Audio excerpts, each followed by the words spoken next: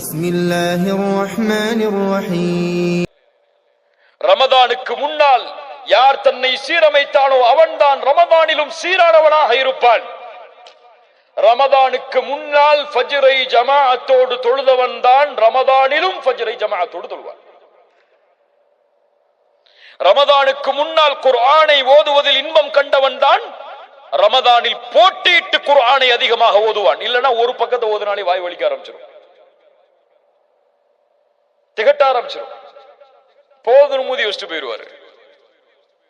கண்ணியத்துக்குரியவர்களே, நிலைமைகளை சீரமைக்க வேண்டும். வதூபு இலல்லாஹ், அல்லாஹுவை நோக்கி நாம் எல்லோரும் திரும்பியாக வேண்டும். யாரும் விதிவிலக்கு கிடையாது, யாரும் விதிவிலக்கு கிடையாது.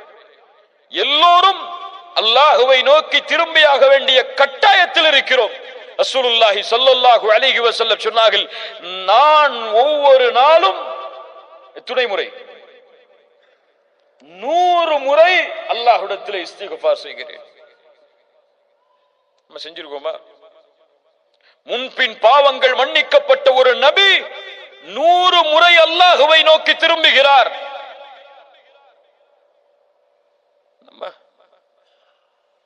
எந்த நினைவில் வாழ்கிறோம் அத நமக்கு புரியல. எதை நோக்கி செல்லுகிறோம் எதுவும் புரியல. வாழ்க்கையில் ஒரு லட்சியம் இல்லை, ஒரு குறிக்கோள் இல்லை, ஒரு நோக்கம் இல்லை, எதை சேகரிக்க வேண்டும் என்ற எண்ணம் இல்லை என்றால் அதற்கு பேர் மனித வாழ்க்கை அல்ல, மிருகத்தின் வாழ்க்கை அது. அவர்களை அல்லாஹ் கல் அன்ஆம் பல் ஹும் அபல், அதைவிடவும் கீழானவர்கள் என்று அல்லாஹ் கூறுகிறான். அவர்களே, அந்த வாழ்க்கை அல்ல ஒரு முஃமினுடைய வாழ்க்கை. ஒரு முஃமினுடைய வாழ்க்கை வீரத்தோடு, தேடலோடு, எதிர்பார்ப்புகளோடு, மறுமையின் குறிக்கோளோடு, சொர்க்கத்தின் எண்ணத்தோடு, நரகத்தை பற்றிய பயத்தோடு கழியப்பட வேண்டிய வாழ்க்கை இன்னைக்கு ஃபுல்லா இருக்கு துன்யால. ஃபுல்லா இருக்கு துன்யால. பிள்ளைகளை வளர்ப்பதும் அப்படித்தான், மனைவி மக்களை பயிற்சிப்பதும் அப்படித்தான். ஒட்டுமொத்த வாழ்க்கையும் அல்லாஹ் பாதுகாத்தவர்களை தவிர துன்யாவை நோக்கியே அமைந்து கொண்டிருக்கிறது. அல்லாஹ் எம்மை சீரமைப்பானாக. கண்ணியத்துக்குரியவர்களே, வரப்போகின்ற இந்த ரமதான் எம்முடைய வாழ்வை முழுவதுமான உயர்த்துவதற்கான மாதமாக அமைய வேண்டும் என்றால் இந்த நிமிடத்தில் நாம் எம்மை சீரமைக்க வேண்டும். இந்த நிமிடத்தில் எம்மை நாம் சீரமைக்கவில்லை என்றால் ரமதானில் ஒருபோதும் எம்மை சீரமைக்க முடியாது. அல்லாஹ் எம்மை சீர்படுத்துவானாக. கண்ணியத்துக்குரியவர்களே, அல்லாஹ் ரப்புல் ஆலமீன் 7 வானங்களை படைத்தார். அதில் 7வது வானத்தை அல்லாஹ் தேர்ந்தெடுத்தார். அல்லாஹ் ரப்புல் ஆலமீன் சொர்க்கங்கள் பலவற்றை படைத்தார். அதில் ஜன்னத்துல் ஃபிர்தௌஸை உயர்ந்த சொர்க்கமாக, தன்னுடைய அர்ஷின் மேல் அமையக்கூடிய சொர்க்கமாக அல்லாஹ் ஆக்கினான். அல்லாஹ் ரப்புல் ஆலமீன் கோடான கோடி எண்ணிக்கையுடைய மலக்குமார்களை படைத்தான். அதில் ஜிப்ரீலை, இஸ்ராஃபீலை, மீகாஈலை அல்லாஹ் ஒவ்வொரு இந்த 3 மலக்கையும் விசேஷப்படுத்தி ஒவ்வொரு பொறுப்புகளோடு அல்லாஹ் தேர்ந்தெடுத்தான். அப்படியா இல்லையா? ஜிப்ரீல் அலைஹிஸ்ஸலாம் உடைய பொறுப்பு என்ன? வஹி கொண்டு வருவது. இஸ்ராஃபீல் சூர் ஊதுவது. மீகாயில் மழை இறக்குவது. இப்படி அல்லாஹ் அவர்களுக்குரிய பணிகளை அல்லாஹ் தேர்ந்தெடுத்தார். இந்த பூமியில் கோடான கோடி நபிமார்களையும் ரசூல்மார்களையும் அல்லாஹ் அனுப்பினான். அதில் அல்லாஹ் லட்சக்கணக்கான நபிமார்களையும் ரசூல்மார்களையும் அல்லாஹ் அனுப்பினான். அதில் அல்லாஹ் ரப்புல் ஆலமீன் 5 நபியை 5 ரசூலை அல்லாஹ் விசேஷமாக தேர்ந்தெடுத்தான். உலுல் அஸ்மி மினர் ருசுல் யார்? 5 விசேஷமான நபிமார்கள் யார்? நபி நூஹ் அலைஹிஸ்ஸலாம், இப்ராஹிம் அலைஹிஸ்ஸலாம், மூசா அலைஹிஸ்ஸலாம், ஈசா அலைஹிஸ்ஸலாம், முஹம்மது ரசூலுல்லாஹ் ஸல்லல்லாஹு அலைஹி வஸல்லம். அந்த இருவரிலும் அல்லாஹ், அந்த ஐவரிலும் அல்லாஹ் யாரை தேர்ந்தெடுத்தான்? 2 பேரை விசேஷமாக. இப்ராஹிம் அலைஹிஸ்ஸலாம், முஹம்மது ரசூலுல்லாஹ் ஸல்லல்லாஹு அலைஹி வஸல்லம். அந்த இருவரிலும் அல்லாஹ் தேர்ந்தெடுத்தான். அவருடைய அந்தஸ்தை அல்லாஹ் உயர்த்தினான். படைப்புகளில் அவரை மேன்மையாக்கினான். அவரை போன்ற ஒரு படைப்பை அல்லாஹ் படைக்கவில்லை இந்த பூமியில். யார் அவர்? முஹம்மது ரசூலுல்லாஹ் ஸல்லல்லாஹு அலைஹி வஸல்லம். இப்படி அல்லாஹ்வுடைய தேர்ந்தெடுப்புகள் நீண்டு கொண்டே போகும். அப்படித்தான் அல்லாஹ்விடத்திலே மாதங்களின் எண்ணிக்கை 12. அந்த 12 மாதத்தில் அல்லாஹ் விசேஷமான ஒரு மாதத்தை தேர்ந்தெடுத்தான். தேர்ந்தெடுத்த மாதத்தில் ஓர் இரவை அல்லாஹ் ஆக்கினான். ஆக்கிய இரவில் அல்லாஹ் குர்ஆனை இறக்கினான். அந்த குர்ஆனை கொடுத்து இந்த உம்மத்திற்கு நபியையும் ஆக்கினான் அந்த இரவில். யார் அவர்? முஹம்மது ரசூலுல்லாஹ் ஸல்லல்லாஹு அலைஹி வஸல்லம். இந்த இரவு அது. இந்த மாதம் ஷஹ்ரு ரமதான். சுப்ஹானல்லாஹ், எப்படிப்பட்ட மாதம் பாருங்கள் கண்ணியத்துக்குரியவர்களே. நோன்புடைய மாதம் அது. நன்மைகளை விரைவாக செய்வதற்குரிய மாதம் அது. முழுமையான பரக்கத்தும் சூழ்ந்திருக்கக்கூடிய மாதம் அது. பொறுமையின் மாதம் அது. நரகத்திலிருந்து விடுதலை பெறக்கூடிய மாதம் அது. சில முக்கியமான செய்திகளை மட்டும் உங்கள் இடத்திலே பகிர்ந்து கொள்கிறேன்.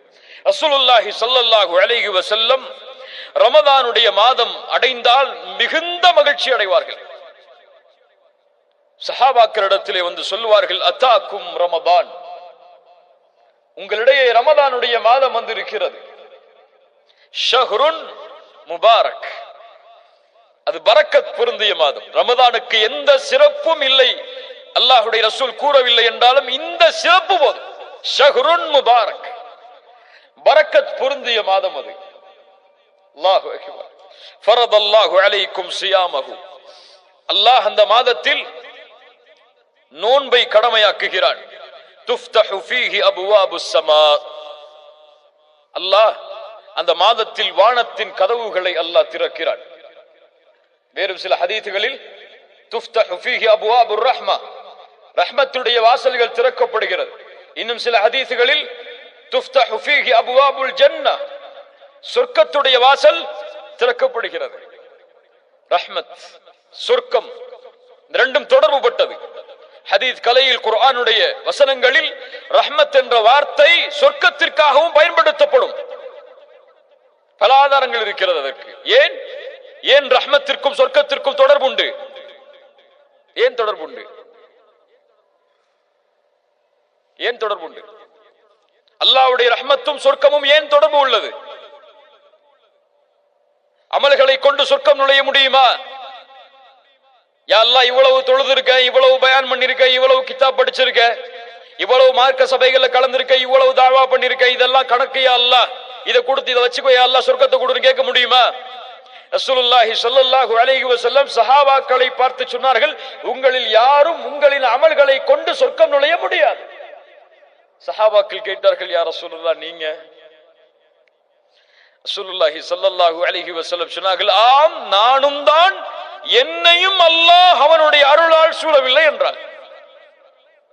அல்லாஹ்வுடைய ரஹ்மத்தோடு தான் சொர்க்கம் நுழைய முடியும். நம்ம செஞ்ச பாவம், நம்ம செஞ்ச நன்மை எல்லாம் நமக்கு எந்த பலனையும் கொடுக்காது. அல்லாஹ் அந்த நன்மையின் மீது அருள் செய்யவில்லை என்றார். அதான் சொர்க்கமும் அந்த ரஹ்மத்தும் தொடர்பு பட்டது. இது இருந்தால் தான் அங்க போக முடியும். இது இல்லாம எதை கொண்டும் அங்க நுழைய முடியாது. நரகத்துடைய வாசல் அடைக்கப்படுகிறது.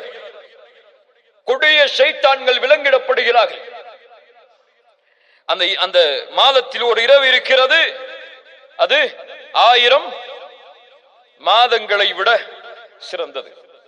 ஷஹ்ரு ரமதான், நோன்புடைய மாதம். ஒரு நோன்பின் கூலி நமக்கு தெரியுமா? யாருக்காவது தெரியுமா? ஒரு நோன்பு வச்சா என்ன கூலி? ஒரு நாள் நோன்பு வச்சா என்ன கூலி? சஹீஹான ஹதீஸ் இமாம் புகாரி ரஹிமஹுல்லாஹ் பதிவு செய்கிறார்கள். ஒரு நோன்புக்குரிய கூலி என்ன?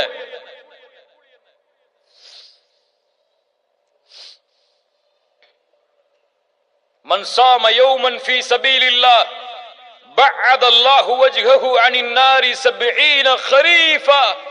அல்லாஹு அக்பர்.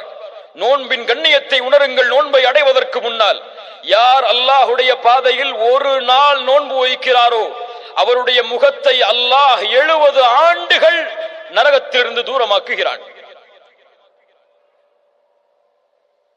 சுப்ஹானல்லாஹ். எப்படிப்பட்ட மாதம்! 30 நாட்கள் அல்லது 29 நாட்கள் முழுவதும் இந்த நன்மையை சுமந்த மாதம். மன் ஸாம ரமதான ஈமானன் வஹ்திஸாபன் குஃபிர லஹு மா தகத்தம மின் தம்பி. யார் ரமதானுடைய மாதத்தில் ஈமானோடும் நன்மை எதிர்பார்த்தும் நோன்பை வைக்கிறாரோ அவர் முன் செய்த பாவங்களை அல்லாஹ் மன்னிக்கிறான். பெரிய பாவங்களையா சிறிய பாவங்களையா? பெரிய பாவங்கள் மன்னிக்கப்படுமா? இயற்கையாகவே ரமதான் நோன்பு வைத்தால் பெரிய பாவங்களை மன்னிக்கக்கூடிய 3 நன்மைகள் அது தெரியுமா? இருக்காது. அது ஏற்பட்டால் பெரிய பாவங்கள் மன்னிக்கப்படும். தெரியுமா? இருக்காது. ஷஹாதா, லா இலாஹ இல்லல்லாஹ்வை கூறி நுழைந்தால் ஒருவர் இஸ்லாமில், அவர் முன் செய்த பாவங்கள் எல்லாம் மன்னிக்கப்படும். இரண்டாவது ஹஜ். அல்லாஹ் அதற்கு அருள் செய்யட்டும். ஹஜ். மூன்றாவது தெரிந்த அறிஞர்களிடத்தில் கேட்டு தெரிந்து கொள்ளுங்கள். எல்லாத்தையும் நம்மளே சொன்னா நம்ம இப்ப படிக்க போறோம். படிச்சு பாருங்க. சுப்ஹானல்லாஹ். கண்ணியத்துக்குரியவர்களே, அல்லாஹ்வுடைய தூதர் ஸல்லல்லாஹு அலைஹி வஸல்லம் சொன்னார்கள், இந்த ரமதானுடைய மாதம் துவங்கினால் அழைக்கப்படும் யா பாகியல் கைரி அக்பில் வ யா பாகிய ஷர்ரி அக்ஸிர். நன்மையில் விரைபவரே முன்னேறு, தீமையை செய்பவரே குறைத்துக்கொள். இது அதற்குரிய மாதம் அல்ல. குறைத்துக்கொள். வலில்லாஹி உத்தகாஉ மினன் நார். நல்ல கவனிங்க. வலில்லாஹி உத்தகாஉ மினன் நார் வதாலிக ஃபீ குல்லி லைலா. அல்லாஹு அக்பர். என்ன நற்செய்தி! இந்த ரமதானுடைய மாதத்தில் ஒவ்வொரு இரவும் நரகத்திலிருந்து அல்லாஹ் மனிதர்களை விடுதலை செய்கிறான். எந்த இரவெல்லாம்? கடைசி 10 இரவு மட்டுமல்ல, 23, 25, 27, 29 ஒற்றைப்படை இரவுகள் மட்டுமல்ல, ரமதானுடைய ஒவ்வொரு இரவிலும் நரகத்திலிருந்து அல்லாஹ் மனிதர்களை விடுதலை செய்கிறான். கண்ணியத்துக்குரியவர்களே, இப்படி கண்ணியத்தோடு எதிர்பார்க்கப்பட வேண்டிய மாதம், எம் வாழ்வை அல்லாஹ் அதுவரை நீட்டிக் கொடுக்க வேண்டும் என்பதை எண்ணத்தோடு வாழ வேண்டிய நாம், அது வா வரும் அது வா போகுங்கிற எண்ணத்துல உட்கார்ந்து இருக்கோம். ரமதான் வருதுன்னு சொல்லி யாருக்காவது மகிழ்ச்சி இருக்கா? கொஞ்சம் உள்ளத்தை தொட்டு சொல்லுங்க. ரமதான் வருதுன்னு ரொம்ப சந்தோஷமா இருக்கு எனக்கு. எதுல சந்தோஷப்படுவோம்? நல்ல ஓய்வு கிடைக்கும், ஆபீஸ் டைம் குறைஞ்சிரும், அதிகமான லீவு கிடைக்கும். இப்படிதானே? நன்மையை அடைய போகிறோம், நன்மையில் முன்னேற போகிறோம், நரக விடுதலையை அடைய போகிறோம், அல்லாஹ்வுடைய அருள் கிடைக்கக்கூடிய மாதம் எமக்கு முன்னால் வருகிறது என்ற ஒரு எண்ணம் யாருக்காவது இருக்கா? இவர்கள் யார் தெரியுமா? ரமதானுடைய பிறையை பார்த்தால் அழுவார்கள். என்ன அழுகை அது? மகிழ்ச்சியின் அழுகை. ஆஹா, இப்படி ஒரு மாதம் வந்துவிட்டதே என்ற ஒரு கண்ணீர் அவர்களுடைய கண்களில் பீரிட்டு ஓடும். நம்ம அப்பதான் ஷாப்பிங் கணக்கு போடுவோம். ரமதான் சென்றால் கவலையில் வாடுவார்கள். அடுத்த ரமதானை அடைவதற்கு அல்லாஹ் எனக்கு வாய்ப்பை அளிப்பானோ என்று. கண்ணியத்துக்குரியவர்களே, ரமதானை அடைவது பாக்கியம், ரமதானை அடைவது கண்ணியம், ரமதானை அடைவது அல்லாஹ்வின் அருள். யார் அதை பாதுகாத்தார்களோ அவர்கள் பாதுகாக்கப்படுவார்கள். யார் வீணடித்தார்களோ அல்லாஹ் அவர்களை பாதுகாக்கட்டும், அவர்கள் வீணடிக்கப்படுவார்கள். யார் அல்லாஹ்வின் அத்தாட்சிகளை கண்ணியப்படுத்தவில்லையோ அவர்கள் தக்குவாவுடைய உள்ளத்தை சுமந்தவர்களாக மாற முடியாது. ரமதான் இபாதத்திற்காகவே ஒதுக்கப்பட வேண்டிய மாதம்.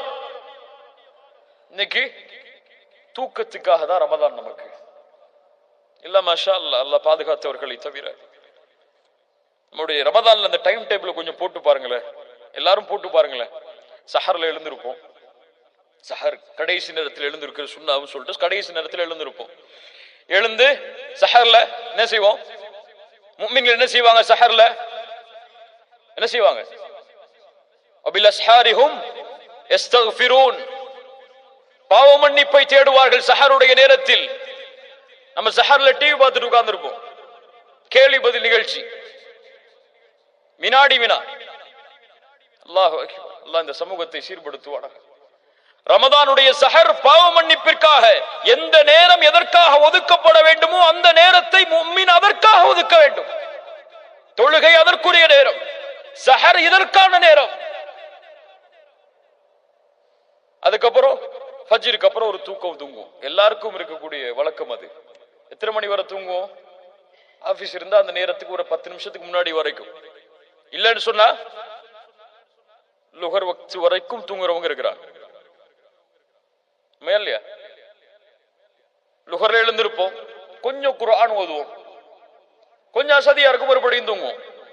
அசர் வக்து வரும், இஃப்தாருக்கு தயாராகி கிளம்பிடுவோம், இஃப்தார் திறந்துடும். அவ்வளவுதான் ரமதான். இது நோன்பா?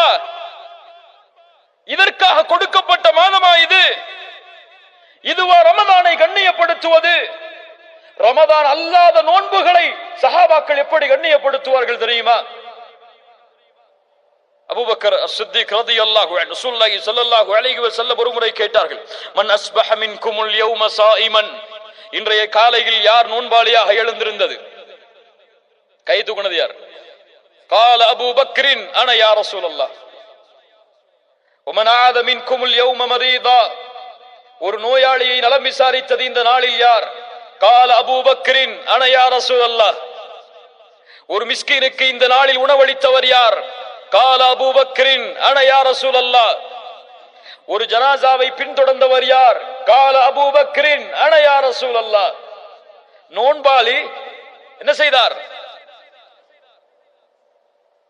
ஒரு ஏழைக்கு உணவளித்தார். நோன்பாளி நோயாளியை நலம் விசாரித்தார். நோன்பாளி ஜனாசாவை பின்தொடர்ந்தார். சொர்க்கத்தில் நுழையக்கூடிய எல்லா அமல்களையும் ஒன்று சேர்த்து வைத்திருக்கிறாய். இது நோன்பை, ஒரு நஃபிலான நோன்பை சஹாபாக்கள் கழித்த முறை. நமக்கு நோன்பு வந்தா குர்ஆன் ஓதுறது, தூங்குறது, தொழுகிறது, இதை தவிர இபாதத்தே கிடையாது. அதுவும் கொஞ்சம் கொஞ்சம் கொஞ்சம் கொஞ்சம். தராவீஹ், கியாமுல் லைல், எந்த பள்ளியில அரை மணி நேரமோ அந்த பள்ளிக்கு தான் நம்முடைய கார் பயணிக்கும். ஒரு மணி நேரம் இமாம் தொழு வச்சா அந்த இமாமை விமர்சிச்சே நமக்கு அரை மணி நேரம் போயிடும் ரமதான்ல. இல்ல மாஷா அல்லாஹ், அல்லாஹ் பாதுகாத்தவர்களை தவிர. கண்ணியத்துக்குரியவர்களே, இந்த ரமதானுடைய மாதம் நன்மைகளின் மாதம். எந்த எந்த நன்மைகளை எல்லாம் செய்ய வேண்டும் என்று நினைக்கிறோமோ அதை ரமதானுடைய மாதத்தில் செய்தால் அல்லாஹ் அதில் அபிவிருத்திகளை ஏற்படுத்துவார். ஒரு ஏழைக்கு நீங்கள் செலவழிக்கிறீர்களா அந்த மாதத்தில், அல்லாஹ் அதனுடைய கூலியை பன்மடங்காக்கி கொடுப்பான். ஏன்? ரமதானுடைய கூலியை அல்லாஹ் தன்னிடத்திலே வைத்திருக்கிறார் தெரியுமா? எல்லா அமலுக்குரிய கூலியும் முடிவு செய்யப்பட்டது, ஆனால் ரமதானுடைய கூலி முடிவு செய்யப்படாதது. ஏன்? ஹுவலி அனாஜிபி, அது என்னுடையது, நான் அதற்கு கூலி கொடுப்பேன். சில அறிஞர்கள் இந்த ஹதீஸுக்கு விளக்கம் சொல்லும் பொழுது ஒரு முக்கியமான விளக்கத்தை பதிவு செய்கிறார்கள். நாளை மறுமை என்ற ஒரு நாள் வரும். அந்த நாளில் அல்லாஹ்வுடைய ரஹ்மத் வெளிப்பட்டால் மட்டுமே பாவம் செய்த எல்லோரும் மன்னிக்கப்பட்டு சொர்க்கம் நுழைய முடியும். ஒன்னு நினைச்சுக்கோங்க, மனசுல ஆழமா பதிய வச்சுக்கோங்க. எம்முடைய கடைசி பாவம் மன்னிக்கப்படாத வரை சொர்க்கம் நுழைய முடியாது. சொர்க்கம் யாருக்குரிய பூமி? சுத்தமானவர்கள் வாழக்கூடிய பூமி. அந்த பூமியில் கடுகளவு, ரொம்ப கடுகளவு பாவம் உள்ளவன் கூட நுழைய முடியாது. அந்த பாவமும் மன்னிக்கப்பட்டால் தான் சொர்க்கம், அதுல என்ன சொர்க்கம் கிடையாது. அப்படி அல்லாஹ் பாவங்களை மன்னித்து வரும் பொழுது ஒரு அடியான் நன்மைகளை செய்தவன், அவன் செய்த பாவங்களால், படைப்புகளுக்கு செய்த பாவங்களால் நன்மைகள் எல்லாம் பிரித்து கொடுக்கப்பட்டு சொர்க்கத்துக்கு போறதுக்கு நன்மை இல்லைன்னு இருக்கும் போது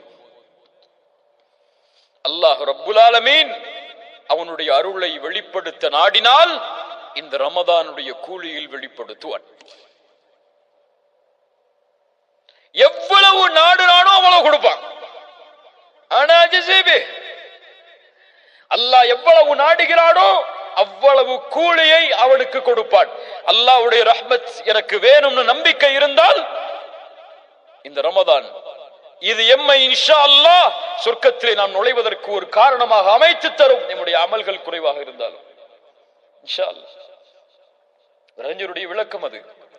கண்ணியத்துக்குரியவர்கள், இந்த ரமதானுடைய மாதம் எம்மை எதிர்நோக்கி இருக்கிறது. அல்லாஹ் ரப்புல் ஆலமீன் ஒரு கண்ணியமிக்க சபையை எமக்கு அமைத்து தந்திருக்கிறார்.